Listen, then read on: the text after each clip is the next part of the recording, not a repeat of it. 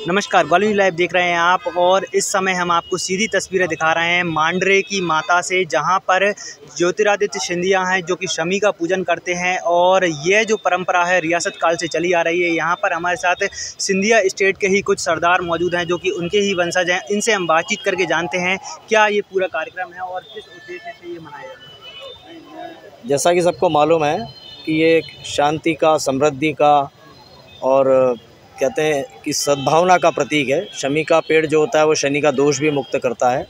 और जितने भी हिंदुस्तान के जितने भी राजा महाराजा हैं वो इस तरह के शमी के वृक्ष की पूजा करके, इस तरह से शमी का पूजन करके और दशहरा मनाते हैं। और सिंधिया परिवार पिछले 250 वर्षों से ये इस तरह का शमी का पूजन करता आ रहा है। वैसे परंपरा 400 वर्ष पुरानी है।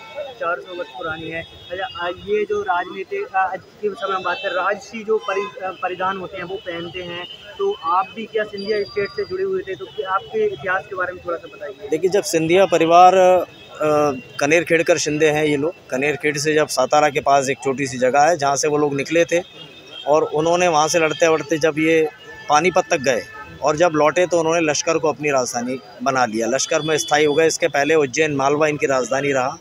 श्रीमंत महाराज दौलतराव सिंधिया जी ने उसको लश्कर को स्थापित किया और लश्कर में ये रहे।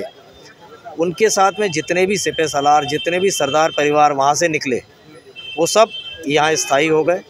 और यही एक दिन रहता है जिस दिन महाराज अपने इस पोशाक में अंगा, पगड़ी, तलवार, दुपट्टा ये सब लेके यहाँ एकत्रित होते हैं और उनको रिप्रेजेंट करने के लिए, उनको साथ देने के लिए बाकी सरदार परिवार और उनके शिंदे परिवार के लोग भी इनके साथ यहाँ इसी परिधान में यहाँ शामिल होते हैं। लोगों में उत्साह इतना ज़्यादा होता है कि आप मेरे साथ खड़े हैं, अक्षय माहौरकर, सरदार माहौरकर साहब के बेटे हैं। ये स्पेशली पूना से इस वाले फंक्शन को अटेंड करने के लिए 2 दिन के प्रवास पे ग्वालियर आए। ये भी सरदार परिवार से रिलेटेड है। सरदार परिवार से रिलेटेड अक्षय माहौरकर हैं जी। अच्छा, और अगर आप देखें तो जो कितने सरदार थे, लगभग क्या पूरी इतिहास है, मतलब कितने लोग आप यहाँ पर आते हैं?